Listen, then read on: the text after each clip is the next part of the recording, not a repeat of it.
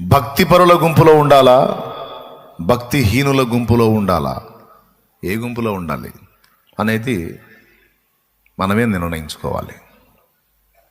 ఇక్కడ నిర్ణయాధికారం నీదే, స్వేచ్ఛ నీకే ఇవ్వబడింది.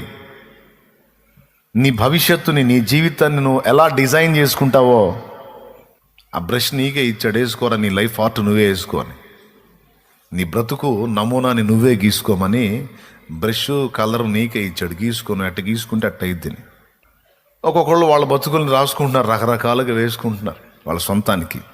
మనమైతే అలా కాదు, నా బ్రతుకు చిత్రాన్ని దేవుడే గీయాలి, ఆయనే వేయాలని మనం ఆయన చేతికి అప్పచెప్పుకున్నాం.